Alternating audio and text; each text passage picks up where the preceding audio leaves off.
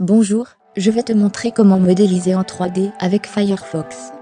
Ouvre les outils de développement et coche éditeur de shader dans les paramètres. Clique sur le bouton actualiser. On va pouvoir maintenant programmer avec l'ardoise JavaScript. On commence par vider le contenu de la page actuelle. On crée ensuite une zone de dessin de dimension 1000 par 1000. On utilise WebGL pour faire tourner le programme sur la carte graphique.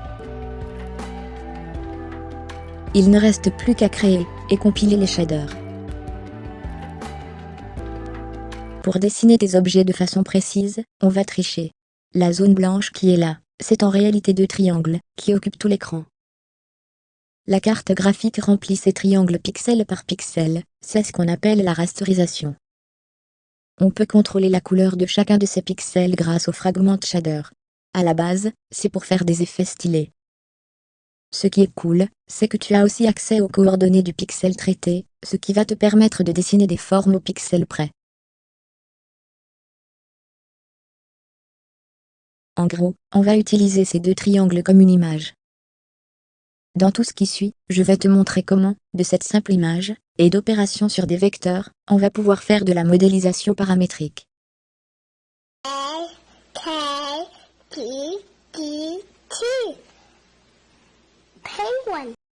Décrire des formes avec des triangles, c'est pas suffisamment pratique. À la place, on va décrire notre objet avec une fonction qu'on appelle la distance assignée. À tout point de l'espace, on associe un nombre réel. Si le point choisi se trouve à l'extérieur de l'ensemble, on lui associe la distance la plus courte à la frontière. La valeur est alors positive. Par contre, si le point choisi se trouve à l'intérieur, on prendra le négatif de cette distance. La valeur sera alors négative. Tu remarques que si ton point est sur la frontière, alors la distance assignée est nulle. Par exemple, la distance assignée d'une boule centrée à l'origine s'obtient en prenant la différence entre la distance au centre et le rayon de la boule. L'avantage d'utiliser cette fonction, c'est qu'il est facile de faire des opérations sur l'ensemble. Par exemple, pour obtenir le complémentaire, il suffit d'inverser le signe de la distance.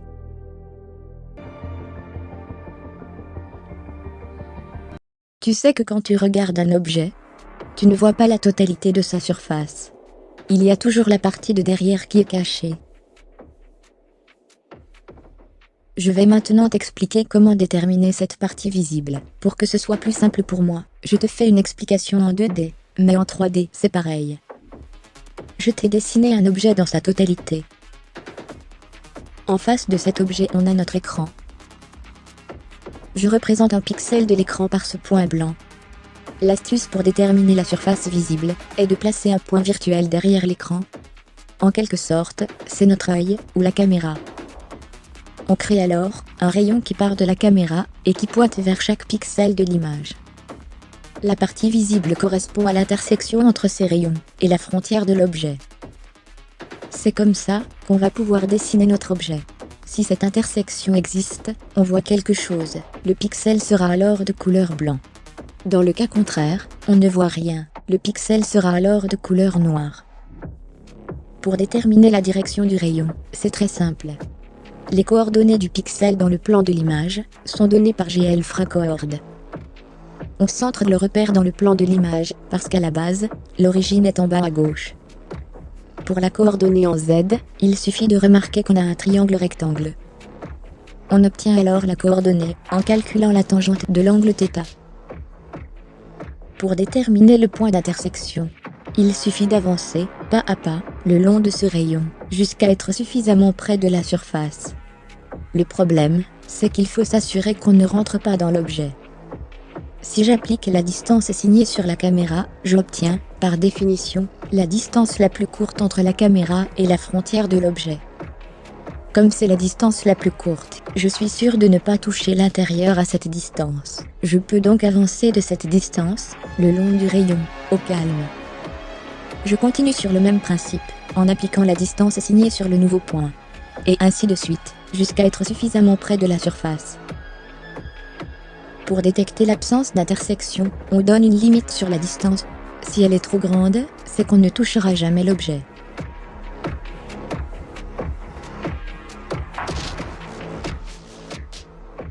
Comme prévu, on dessine un pixel noir quand on ne touche pas l'objet et un pixel blanc dans le cas contraire.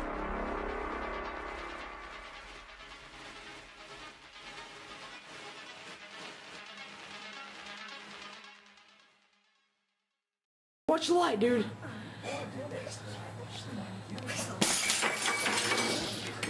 J'ai fait un nouveau schéma de la boule en 2D, vu de côté.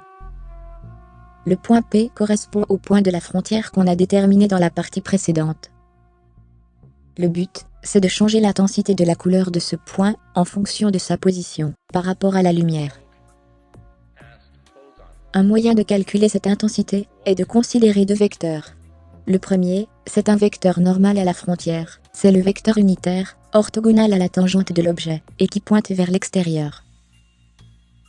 Le deuxième est le vecteur unitaire, qui part du point P, et qui pointe en direction de la lumière. On remarque alors que l'intensité varie en fonction de l'alignement de ces deux vecteurs. L'intensité est maximale lorsque les deux vecteurs sont confondus. Elle diminue au fur et à mesure que les vecteurs s'éloignent l'un de l'autre. Et elle est nulle une fois que l'angle est supérieur à 90 degrés.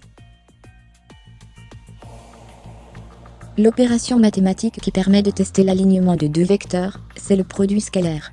Quand tu calcules le produit scalaire entre ces deux vecteurs, tu obtiens une valeur qui a le comportement voulu. Il y a juste le cas où l'angle est supérieur à 90 degrés ou le produit scalaire est négatif. Dans ce cas particulier, il suffit de forcer la valeur à 0.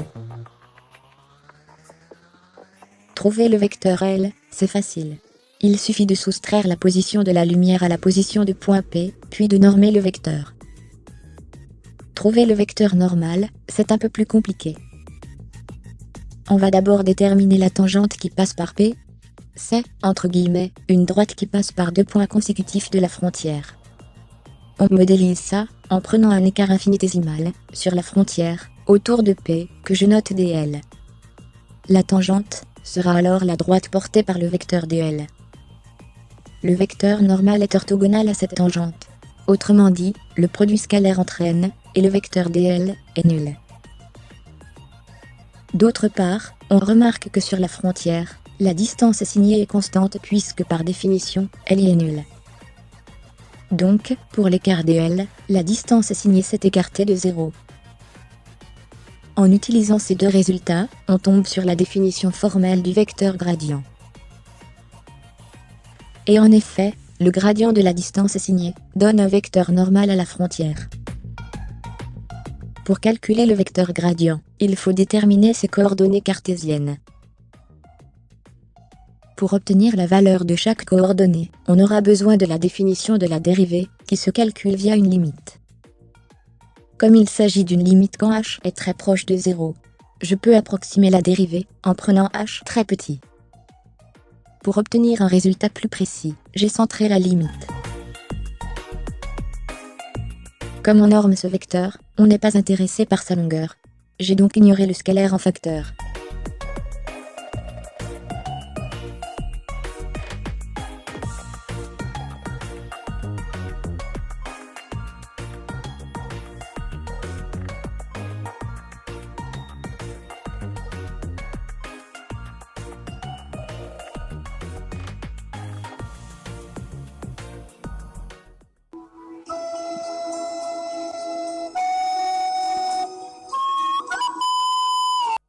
On va enfin pouvoir s'amuser.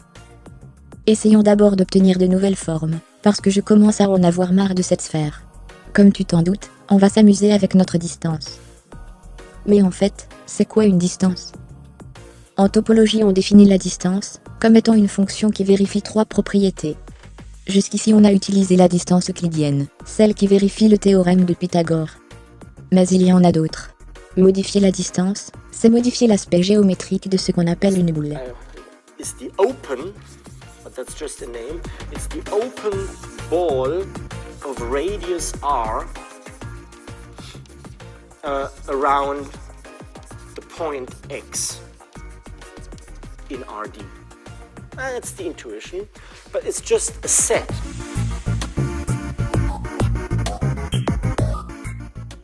Now the question is, how do the open balls for n equals 2 look like? Well, they look a little bit like the screens of old TV sets.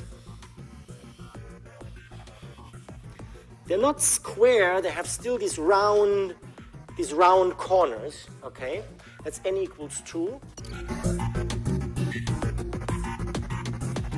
But if you choose n even higher, I don't know, 10,000, then the ball of radius r around the point P looks, at the distance you are, from the distance you are, it looks like this, but they're still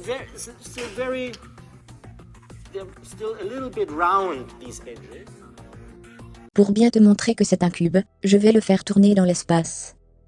La rotation est une transformation linéaire, on peut donc utiliser sa représentation matricielle. Maintenant, comment faire pour tourner l'objet?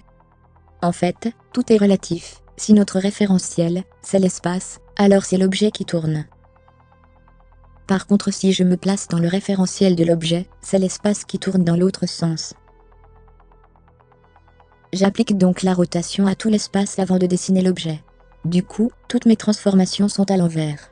C'est pourquoi j'utilise la matrice inverse, pour tout remettre dans le bon sens. Je peux animer la rotation, en utilisant le temps écoulé depuis le lancement du programme. Je passe sa valeur au shader, avec cette commande.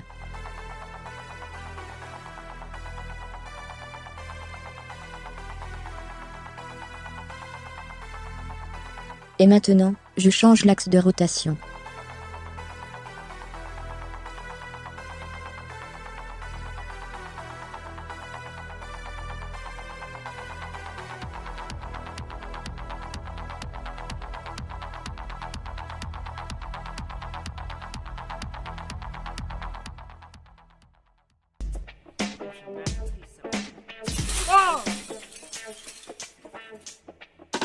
Pour le moment, je peux dessiner un cube et une sphère indépendamment. Mais comment faire pour dessiner les deux formes en même temps? Pour ça, il faut se rappeler comment dessiner un objet. On avance le long du rayon, jusqu'à atteindre la surface la plus proche. Dans le cas d'un seul objet, elle est déterminée par la distance assignée. Donc, dans le cas de plusieurs objets, il suffit de prendre la distance la plus courte.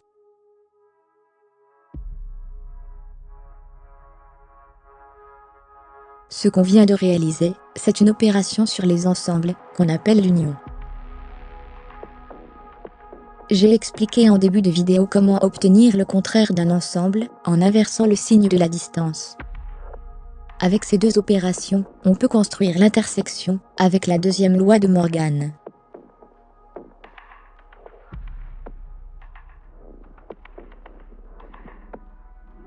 Avec ces trois opérations, on peut réaliser toutes les opérations booléennes sur les ensembles.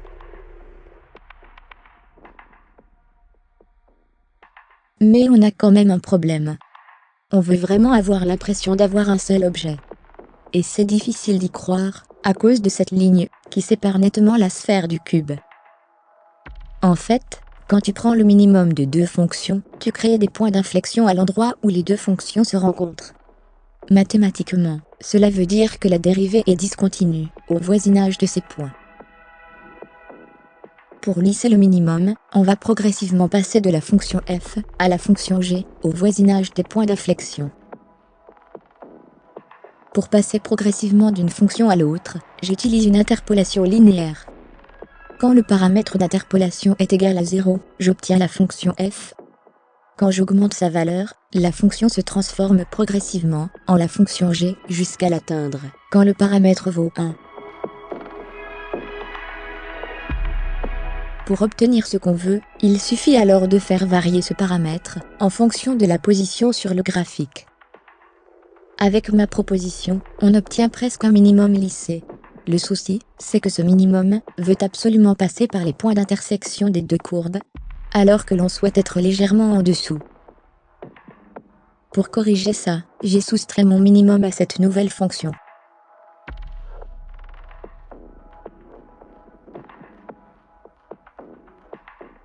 J'ai quand même constaté un bug de lissage. À certains endroits, on a une genre de ligne droite qui se forme. Le problème vient du fait que la valeur de l'intensité de la lumière n'est pas lisse. Autrement dit, la dérivée de la fonction n'est pas lisse. Ce qui se traduit par le fait que la dérivée seconde n'est pas continue. Obtenir un minimum lissé avec une dérivée seconde continue, c'est plus compliqué. Je l'ai trouvé en imposant une fonction d'une certaine forme, qui m'a conduit à la résolution d'une équation différentielle.